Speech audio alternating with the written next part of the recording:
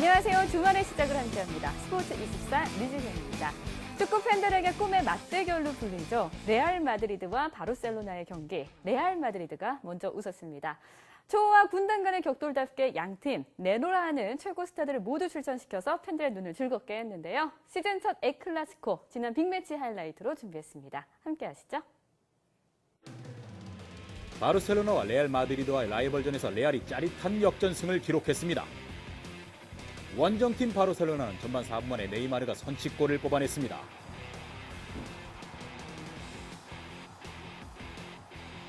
수아레즈의 크로스를 네이마르가 개인 돌파한 후 골로 만들었습니다. 전반 35분 레알에게도 동점골 찬스가 찾아왔습니다. 마르셀로의 크로스가 PK 손에 맞은 것입니다. 키커로 나선 호날두는 망설임 없이 골을 성공시켰습니다. 이 골로 호날두는 리그 16호 골을 완성했습니다. 후반 5분 레알의 역전골이 나왔습니다. 페페의 깔끔한 헤딩골에 레알 선수들이 이긴 것처럼 좋아합니다. 코너킥 세트피스에서 나온 골이었습니다. 후반 16분 레알의 이스코가 역습에 성공합니다. 이스코의 공은 호날두를 거쳐 로드리게스로 이어지고 끝내 골잡이 벤제마가 쐐기포를 쏘아 올렸습니다.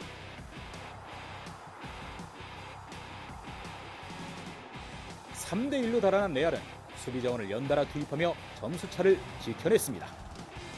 이로써 올 시즌 첫 번째 엘클라시코는 (3대1로) 레알이 활짝 웃었습니다. K리그 클래식에서는 전북이 수원을 꺾고 우승에 한 발자국 다가갔습니다. 경기는 시작부터 치열했습니다. 수원의 정대세가 헤딩슛을 날렸지만 성공하지는 못했습니다. 이에 질세라 전북의 이동국도 슈팅을 날려봤지만 골대와는 거리가 먼 공이었습니다.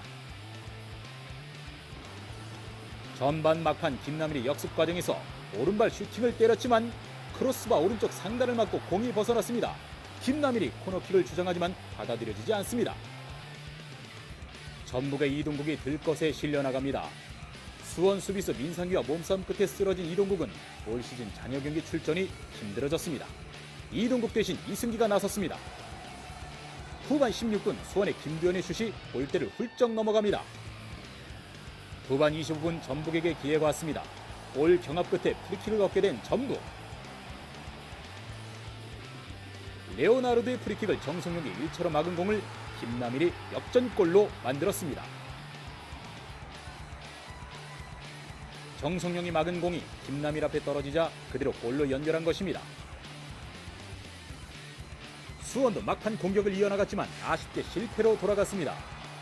결국 이날의 승리는 한 골을 넣은 전북이 가져가면서 우승에 유리한 고지까지 점령하게 됐습니다.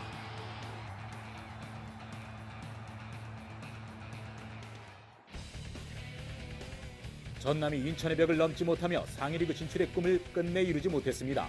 전남은 전반 1분 만에 일격을 맞았습니다. 디오고의 골로 김병지 골키퍼로서도 손쓸 수 없는 슈팅이었습니다. 전남도 곧바로 반격에 나섰습니다. 전반 15분 스테보의 침투 패스가 이어졌고 안용우가 문전 혼전 상황에서 골을 성공시켜 1대1로 균형을 이뤘습니다. 후반 23분 전남이 다시 고개를 떨궜습니다. 인천의 문상윤이 추가골을 넣은 것입니다.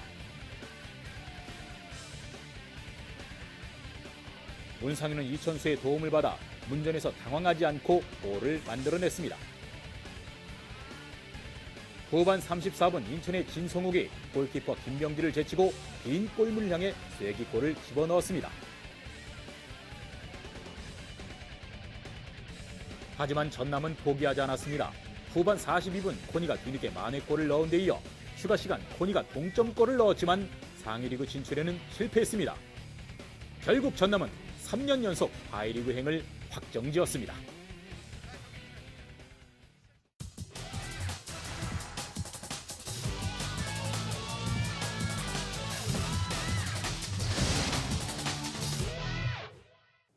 네, 그라운드가 아닌 3세판에서 벌어지는 그들만의 장외 경기, 3일 프리뷰 3세판 시간입니다.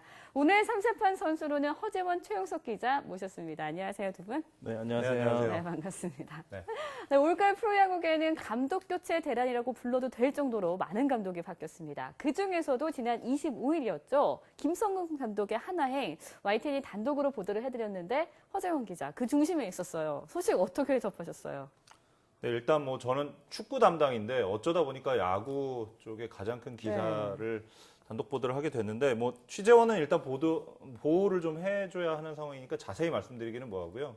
그동안 뭐 저는 해가 지면 더 열심히 일했다 이렇게까지 얘기할 정도로 뭐 인맥 쌓고 뭐 술도 많이 마시고 그런 네. 고생을 해왔는데 뭐 그런 노력들이 좀 이번 기회에 빛을 발한 것 같습니다. 네, 하나의 가장 큰 과제는 바로 다음 시즌 꼴찌 탈출일 텐데요. 과연 새 수장 김성근 감독이 탈꼴찌 숙제를 풀 수 있을까요? 이경재 기자가 화면으로 정리해봤고요. 그 밖에 한 주간의 야구 이슈도 함께하겠습니다. 김성훈 감독의 효과는 분명히 있을 것으로 보입니다. 4강 플레이오프 진출을 성공의 기준으로 삼는다면 지금까지 한 번도 실패한 적이 없죠. 그리고 한화가 선수들을 자세히 보면 가능성 있는 선수들이 굉장히 많이 있습니다. 타선은 현재 상태로도 다른 팀에 비해서 크게 뒤질 게 없다고 보여지고요. 또 내년에 이용규가 제2기량을 발휘한다면 더 강해질 것으로 예상이 됩니다.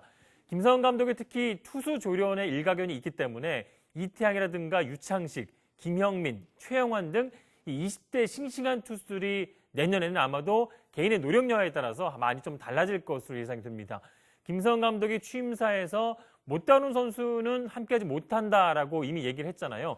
선수들은 이미 좀 소문을 들어보면 여행을 가려고 했다가 계획을 다 취소했다고 합니다. 분명히 좋은 성적을 거둘 것으로 기대를 합니다. 따라올 수 있으면 따라오고 안 따라오면 저가 같이 하지도 않을 거예요. 네, SK 김광현 선수가 메이저리그 진출을 공식으로 선언했습니다. 지난주 수요일에 기자회견을 통해서 각오, 그리고 현재까지 준비 상황 등을 세세하게 밝혔는데요. 일단 의지는 굉장히 뜨거워 보입니다. 포스팅 금액이나 팀에서의 보직도 신경 쓰지 않고 죽을 힘을 다해서 던지겠다고 말했는데요. 그리고 협상을 도와줄 에이전트 계약도 마쳤습니다. 12월 결혼 소식까지 깜짝 발표했는데요. 이제 관심은 김광현이 포스팅을 통해서 어느 정도 평가를 받을 수 있을 것인가, 그리고 메이저리그에 진출한다면 또 어느 정도 활약을 할 수 있을까, 여기에 모아지고 있습니다. 포스팅 금액은 일종의 이적료죠. SK가 갖는 거니까 한 500만 달러 이상이면 큰 문제는 없을 것으로 보입니다. 만약에 경쟁이 치열하게 붙는다면 1000만 달러 이상도 가능하다고 봅니다. 불펜보다는 선발이 본인에게 좀 편할 것으로 보이는데요. 선발 보직을 봐줄 수 있는 팀에 가서 선발 로테이션을 꾸준하게 지켜준다면 뭐 10승 정도는 가능하지 않을까 생각합니다. 네, 감독 선임 과정이 순탄치 않았던 롯데, 결국은 이종훈 코치가 새 수장이 됐습니다. 그 과정이 순탄치 않았다고요? 근데? 예, 사실 야구 플레이오프가 진행되는 동안에 롯데 네. 소식으로 오히려 더 시끄러웠을 정도로 야구계가 아주 맞아요. 들끓었습니다. 김신희 감독이 이 성적 부진으로 자진 사임을 결정한 이후에 차기 감독 선임을 놓고 이제 내용이 벌어졌는데요. 선수들이 공필성 코치의 감독 선임을 반대한다고 공식적으로 이 구단 프런트에 얘기를 했고 네. 또 특정 프런트의 교체를 요구를 했다는 얘기까지 들리면서 뭐 다양한 잡음이 벌어졌는데요. 결국 이 문제는 단장하고 사장 중심으로 야구단을 운영하고 있는 이 프런트 야구에 부작용 사례가 대표적으로 드러난 사례가 아닐까 저는 이렇게 보고요. 일단은 뭐 감독 선임이 됐기 때문에 빨리 이런 분위기나 그렇죠. 이런 사태를 빨리 수습해가지고 내년 시즌을 준비하는 과정에 좀 탄력을 받을 수 있도록 노력하는 모습이 먼저 필요할 것 같습니다. 네, 이번에는 삼성 이야기를 좀 해보죠. 삼성이 한국 시리즈 4연패를 달성하기 위한 기반 만들기에 성공을 할까요? 아니면 넥센의 영웅들이 새로운 전설을 만들어가는 데 성공을 할까요? 한국 시리즈 1차전 예상평입니다. 네, 넥센이 플레이오프 초반에는 공격과 수비가 제대로 돌아가지가 않았습니다. 정규 시즌에서 막강했던 불펜들도 흔들리는 모습을 보였었죠. 그러나 그런 위기를 딛고 한국 시리즈에 진출했습니다. 아무래도 지난 시즌의 패배가 큰 교훈이 되지 않았나 싶은데요. 연경혁 감독 이하 선수들이 모두 얘기를 해보면 가슴에 어떤 간절함을 안고 경기 임한다고 얘기를 하거든요. 일단 한 고개를 잘 넘겼기 때문에 넥센은 자신들이 할 수 있는 경기를 한국 시리즈에서 할 수 있을 것으로 보여집니다. 삼성은 실전 경기력이 얼마나 유지되느냐가 변수인데요. 이미 지난해까지 3년 동안 똑같은 경험을 했기 때문에 한국 시리즈를 준비하는 방법은 프런트나 선수를 모두 익숙할 것으로 보여집니다. 정말 어려운 질문인데요. 저는 넥센의 승리를 예상합니다. 네, 한국 시리즈 1차전 넥센과 삼성의 경기 기자들은 누구의 편을 들어줬을까요? 3세판으로 준비해봤습니다.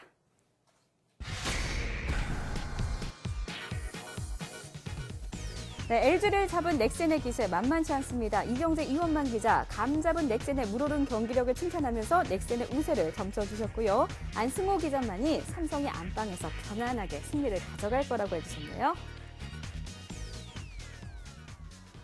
네, 지금까지 후끈 달아오른 프로야구 경기 예상이었습니다.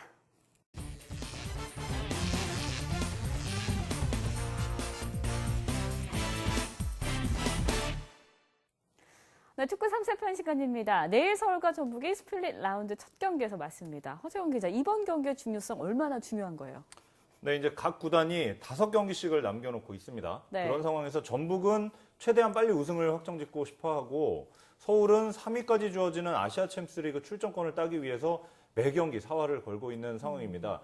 그런데 전북의 요즘 기세가 정말 무서울 정도입니다. 최근 5경기를 모두 이겼는데요. 올 시즌 최다 연승입니다. 제주, 성남, 울산, 인천, 수원을 꺾었는데 5경기에서 한 골도 내주지 않았습니다. 그야말로 완벽한 경기 내용입니다. 5연승뿐만 아니라 최근 10경기에서 7승 3무, 한 번도 지지 않았습니다. 이번 경기는 서울 월드컵 경기장에서 치러지는데 전북은 최근 원정 경기에서도 2승 2무, 4경기 연속 무패 행진을 이어가고 있습니다. 최강희 감독의 닭공 정점에 올라와 있고 김남일과 신형민이 지키는 중원이 탄탄합니다. 다만 이동국이 부상으로 시즌을 접었는데 이동국의 빈자리를 채울 벤치 멤버들도 풍부한 전북입니다.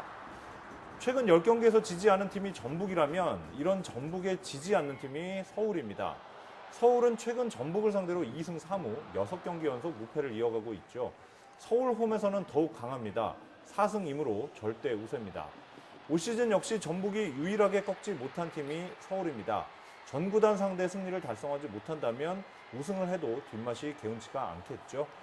서울은 이 같은 자신감으로 전북을 잡고 2마리 토끼를 잡겠다는 각오입니다. 3위 포항과 승점 차이가 5점인데 매경기 승리를 거둬야 역전 가능성이 있겠습니다. 우승은 물 건너간 상황에서 아시아 챔스리그 출전권은 반드시 거머쥐겠다는 각오입니다. 전북이 좀 더 여유 있는 입장이긴 한데 전구단 상대 승리의 열망은 더욱 강합니다. 이동국이 없지만 전북이 서울의 승리를 거둘 것으로 예상합니다. 전북과 서울의 경기 예측 3세판으로 함께 하시죠.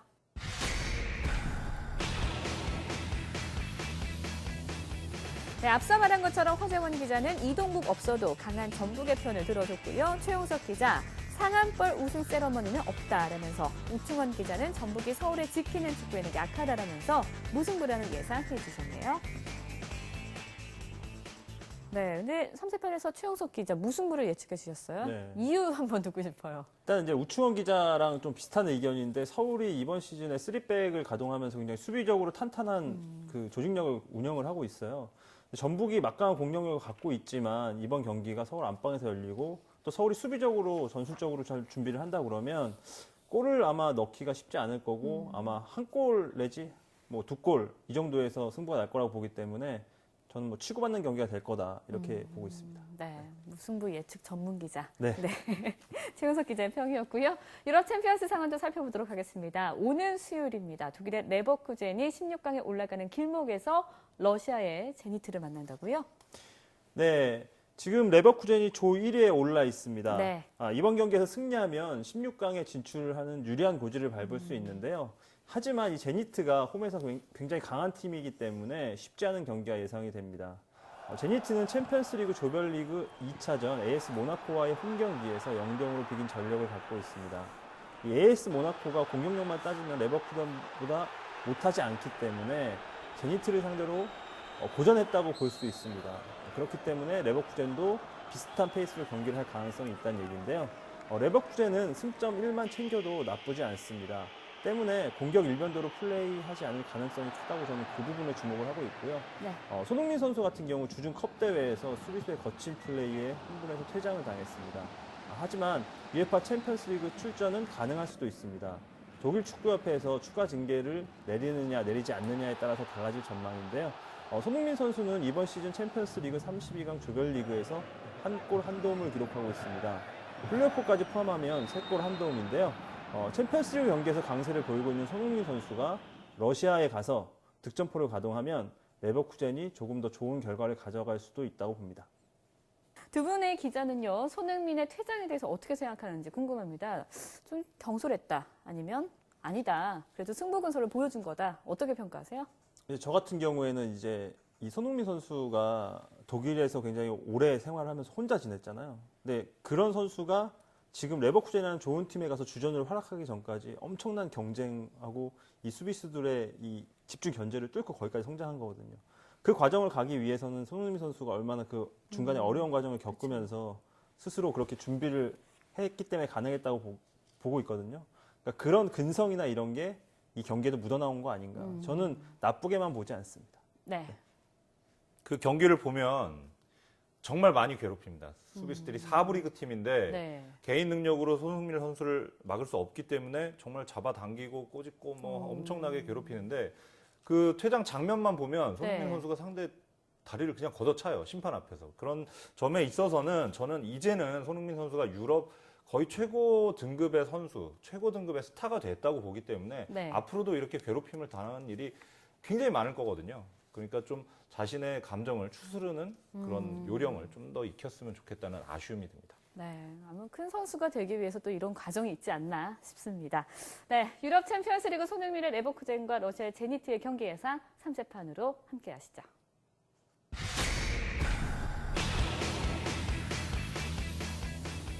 네, 허재원, 우충원 기자는 손흥민의 골을 기대하면서 공 3개 이상씩을 주면서 레버쿠젠이 승리할 거라고 했고요. 최용석 기자, 만만치 않은 러시아 원정이라는 말로 무승부를 예측해 주셨습니다. 네, 오늘 목요일입니다. 거침없이 달리고 있는 레알 마드리드, 만만한 상대라고 해야 할까요? 리버풀을 만나요. 네, 요즘 레알 마드리드 그야말로 무시무시합니다. 네. 뭐 스페인 프리메라 리가에서는 일단 3위에 머물러 있는데 선두와의 승점 차이는 1점에 불과합니다. 그런데 공격력이 9경기에서 무려 33골을 쏟아내고 있어요. 시즌 첫 엘 클라시코에서는 바르셀로나의 3대1 완승을 거뒀습니다. 챔피언스 리그에서도 순항하고 있는데요. 지난 경기에서 리버풀 홈에서 3대0으로 무참히 이겼습니다. 경기당 평균 서너 골은 쉽게 넣고 있는 레알 마드리드인데요. 무엇보다 올 시즌 팀에 합류한 토니 크로스의 활약이 눈에 띕니다. 중원에서 모든 공격의 시발점 역할을 훌륭하게 해내면서 알론소의 빈자리를 완벽히 메웠다는 평가입니다. 크로스의 영입이 신의 한 수였다는 평가를 받는 이유겠죠. 반면 리버풀은 프리미어리그와 컵대회, 챔피언스 리그를 오가면서 강행군을 치르고 있는데 성적이 심통치가 않습니다. 프리미어리그에서는 4승 2무 3패, 7위에 머물러 있고 챔피언스 리그에서도 조 3위로 조별리그 통과를 자신할 수가 없는 상황입니다.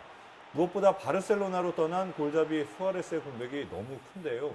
발로텔리를 영입을 했는데 이렇다 할 활약을 보여주지 못하고 있습니다. 스터리지도 시즌 초반 부상으로 힘을 내지 못하고 있는데요. 이번 대결은 더구나 레알 홈인 베르나베우에서 열립니다. 리버풀로서는 대량 실점만 하지 않으면 다행인 경기로 보입니다. 레알의 승리를 예상합니다. 네, 허재원 기자는 레알의 승리에 손을 들어주셨는데요. 다른 기자들의 의견은 어떨까요? 함께 하시죠. 네, 역시나 모두 레알의 승리에 많은 공을 주셨습니다. 특히 허재원, 최용석 기자 공 4개를 주면서 레알의 승리를 확신해 주셨고요. 우충원 기자 역시 리버풀은 가볍게 제낀다 라면서 레알의 승리를 자신해 주셨네요. 네, 우충원 기자가 레알의 BBC라는 재미있는 한 줄 평을 주셨는데요. BBC의 뜻 뭐 어떤 거죠? 네, 뭐 축구 팬들은 대부분 아시겠죠? 네. 벤제마, 베일, 그리고 크리스티아노 호날두. 그래서 BBC가 됩니다. 네, 알겠습니다. 좋은 거 배웠습니다. 네, BBC 라인의 활약 기대해 보겠고요. 지난주 7대1이라는 굴욕패를 당한 AS 로마, 자존심 회복에 나섭니다. 상대는요, 굴욕패를 안겨줬던 바이에른 뮌헨이에요. 네, 3라운드에서 바이에른 뮌헨은 AS 로마의 7대1로 대승을 거뒀습니다. 네. 당시 경기는 AS 로마의 홈구장에서 펼쳐졌는데요. 이번에는 장소를 뮌헨으로 옮겨서 다시 재경기를 합니다. 홈팬들의 열광적인 응원까지 등에 업은 바이에른 뮌헨이 충분히 승리할 것으로 보입니다. 하지만 지난 경기처럼 많은 골이 나오긴 쉽지 않아 보이는데요. 그 이유는 AS 로마가 충격의 패배를 당했기 때문에 수비에 무게를 두면서 역습 위주로 경기를 풀어나갈 가능성이 크다고 보기 때문입니다. 바이에른 뮌헨이 공격력이 좋긴 하지만 상대가 수비적으로 나선다면 한두 골에서 승부가 갈릴 가능성도 있다고 봐야 합니다. 바이에른 뮌헨은 로벤, 리베리, 뮬러, 레반도프스키, 샤키리 등 지난 AS 로마와의 경기에서 골맛을 봤던 선수들이 이번 경기에도 재출격할 가능성이 높다고 보고요. 사실 이 선수들 몇몇만 놓고 보면 바이에른 뮌헨을 레알 뮌헨이라 이렇게 표현을 해도 부족함이 없을 정도로 굉장히 화려한 라인업을 갖고 있습니다. 네. AS 로마가 서력전에 성공할까요? 3세판으로 미리 예측해 보시죠.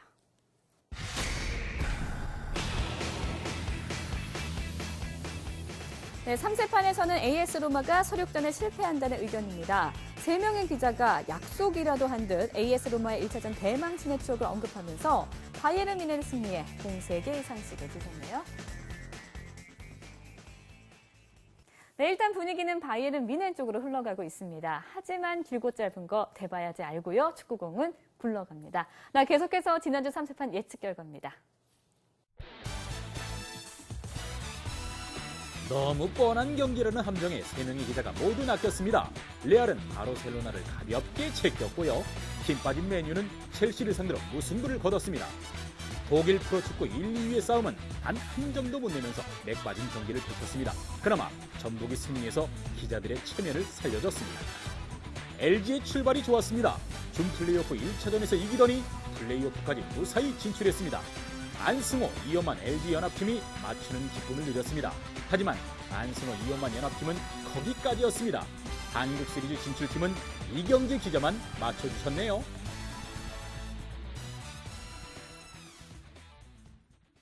네, 최영석 기자. 지난주에는 무승부를 포함해서 3경기를 모두 다 맞추더니 이번 주는 조금 무너지셨어요? 사실 제가 지난 경기에 네. 무승부 경기를 하나도 예측을 하지 않았던 것 같아요. 사실 제가 요즘에 무승부 확률이 좀 괜찮은데. 그러니까요. 그래서 제가 이번 주 예측에 무승부 2경기를 넣었는데요. 네. 이번 주 주말 경기에서 좀 좋은 성과가 있었으면 네. 하는 바람을 갖고 있습니다. 네, 알겠습니다. 허세영 기자는 어떠세요? 소감 한 말씀. 저는 사실 가장 확실하게 예상을 한 건 메뉴 네. 첼시전에서 첼시가 이길 거라고 확실하게 예상을 했었는데 제가 그래도 아무리 힘 빠진 부잣집이지만 메뉴를 너무 무시했던 것 같습니다. 네, 알겠습니다.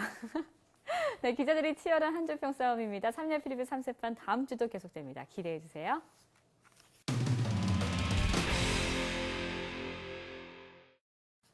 네, 프로축구 K리그의 골 가뭄이 심각합니다. 21년 만에 역대 최소골 득점왕이 탄생할 예정이라고 하는데 어느 정도예요? 네, 지금 K리그 클래식 득점 선두가 네. 이동국 선수죠. 네. 이동국 선수 지금까지 13골을 넣었는데 이제 종아리 부상으로 잔여 경기 출전이 무산이 됐습니다. 그래서 추가 득점이 불가능한데요. 그대로 13골로 득점왕에 오른다면 93년도 이후에 네. 21년 만에 처음으로 경기당 0.5골 이하의 득점왕이 탄생하게 됩니다. 이동국을 한 골 차로 쫓고 있는 2위 산토스가 5경기에서 7골을 넣어야 0.5골을 넘을 수가 있거든요. 그래서 좀 전망은 좀 밝지가 않습니다. 이게 원인이 뭘까요? 일단 제가 생각하는 원인은 한 3가지 정도 네. 이렇게 꼽고 싶은데요. 첫 번째는 이 용병 선수들의 수준이 하락했다는 부분입니다. 대한 선수가 굉장히 좋았었는데 중국으로 떠났고 또 다른 팀들도 대한 같은 좋은 공격수들을 영입하지 못했던 게 이유가 큰 것 같고 또 하나는 이 강등권에 있는 팀들을 좀 꼽고 싶은데요. 네. 이 강등 싸움을 하다 보면 승점 1점을 따는 건 굉장히 중요합니다. 특히 강팀하고 경기에서는 승점 1점만 네. 획득해도 굉장히 큰 도움이 되기 때문에 전체적인 팀들이 수비 지향적인 경기를 펼치면서 아무래도 골이 많이 나오지 않는 그런 원인이 되지 않았나 이렇게 생각해 봅니다. 네, K리그 다음 시즌에는요, 골 폭풍이 일어나길 바라면서요. 스포츠 24 여기서 인사드리겠습니다. 시청해주신 여러분 고맙습니다.